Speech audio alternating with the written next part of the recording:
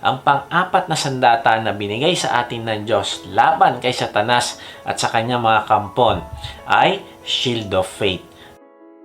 Sabi sa Efesos 6:16, lagi ninyong gawing panangga ang pananampalataya na siyang papatay sa lahat na nagliliyab na palaso ng dyablo. Ang sabi dito ay ang gagawin nating panangga o shield sa nagliliyab na palaso ng dyablo ay ang ating pananampalataya. Bakit ba ang pananampalataya ay mabisang panangga sa palaso ng dyablo? Kasi hindi natin mapapaluguran ang Diyos kung wala tayong pananampalataya. Sabi sa Hebrews 11:6, and without faith, it is impossible to please God. Because anyone who comes to Him must believe that He exists and that He rewards those who earnestly seek Him. Now, hindi sinabi dyan na without faith, it is hard to please God. Hindi sinabi dyan na without faith, it is very challenging to please God. Hindi din. So, ano sabi? Without faith, it is impossible to please God. Kung wala kang pananampalataya, ay imposible na malugod mo ang Diyos. Ang ibig sabihin, walang pag-asa na matuwa siya sa iyo. Hindi ka makakalaban sa dyablo na patuloy na naglalagay ng takot, pangamba at pagdududa sa Diyos kung wala kang pananampalataya na mabuti ang Diyos at siya ay rewarder.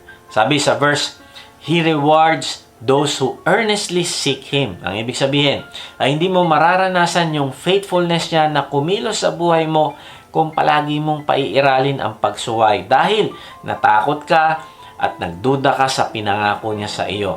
Tuwan-tuwa ang dyablo sa tuwing nakikita niya na yung nilagay niyang kasinungalingan, takot at pagdududa ay nangingibabaw sa iyo kaysa manampalataya ka sa Diyos at sumunod.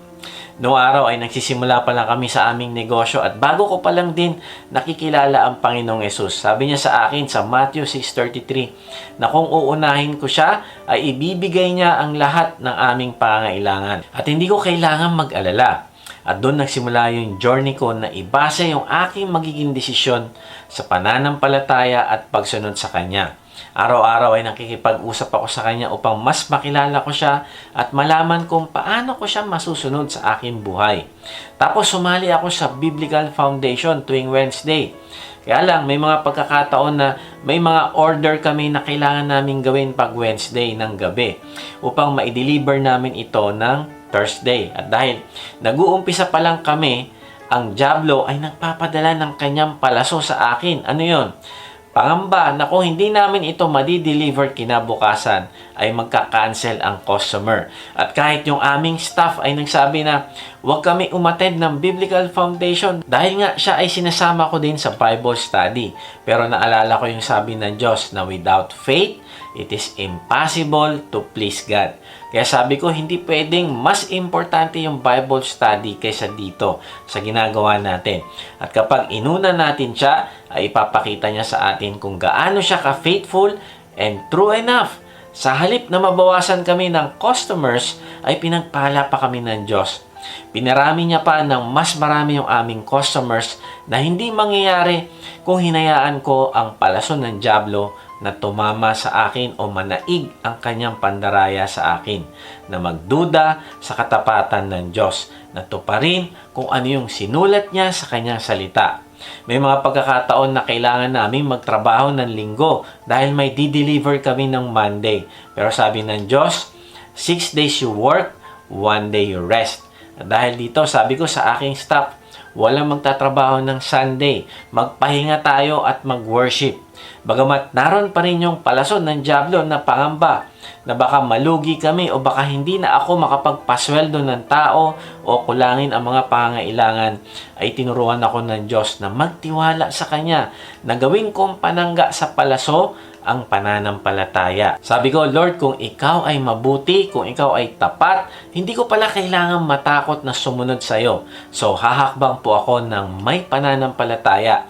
At kahit nga hindi kami nagtatrabaho ng linggo, ay doon ko nakita na tapat ang Diyos sa lahat ng sinulat niya sa kanyang salita. Wala siyang isusulat sa Bible na hindi niya tutuparin. Kung nananampalataya tayo sa Kanya na siya ay mabuti, siya ay banal, then manampalataya tayo na hindi siya magsisinungaling at hindi siya magsasabi na joke lang ang sinulat ko dyan, biro lang, bakit kasi ang bilis mong maniwala, uto-uto ka naman. Hindi, kaibigan, hindi niya yun gagawin kahit kailan. Sa kabaligtaran, pag binigay mo yung pagtitiwala mo sa kanya, ay mapiplease mo siya. At pag na-please mo siya, ipapakita niya sa iyo na siya ay rewarder o nagbibigay ng gantimpala. At ito nakita ko na ginawa niya sa buhay namin sa tuwing nananampalataya kami sa Kanya sa pamamagitan ng pagsunod. Kaibigan, ganito ang ibig sabihin ng paggamit na panangga, ang iyong pananampalataya o shield of faith. Ang buhay natin ay nagsisimula at nagtatapos sa pananampalataya. Hindi ito hihinto. Ang iyong paglakad kasama ang Diyos ay nagsimula nung ikaw ay nanampalataya sa Panginoong Yesus. Ang pananampalataya din na yan ang gagamitin mo para ka lumago sa iyong relasyon sa Diyos. Ang pananampalataya din na yan ang magpapanatili sa iyo na nakatayo hanggang sa dulo ng iyong buhay dito sa lupa at hanggang sa magkita kayo ng Panginoong Yesus sa langit. Ang paggamit na panangga sa pananampalataya ay ang pagtitiwala mo sa Kanya sa lahat ng sirkumstansya ng buhay, mabuti man o masama. Ang ibig sabihin, magtitiwala ka sa kapangyarihan ng Diyos, magtitiwala ka sa Kanyang kalooban, sa Kanyang pagnanasa, sa Kanyang plano sa buong sangkatauhan at plano niya sa iyong buhay. At tandaan mo lagi na kapag umatake ang dyablo at nagpadala ng mga palaso, ay ang gusto niyang gawin ay pahinain ng iyong pagtitiwala sa salita ng Diyos. Gusto niyang pagdudahan mo ang pagmamahal ng Diyos at hindi paniwalaan ang magandang plano niya sa iyong buhay. Gusto din niyang alugin ng iyong tapang at gusto niyang ipatigil ang pagdepende mo sa Diyos. Sa madaling salita, gusto niyang mabuhay ka sa sarili mo na wala ang Diyos upang matupad na malaya ng dyablo ang plano niya sa iyo na ibagsak ka, sirain at patayin. Kaibigan, gamitin mo na panangga ang iyong pananampalataya. Hindi ko alam kung ano yung pinagdadaanan mo, pero wag na wag mong pagdududahan ang pangako ng Diyos sa iyo.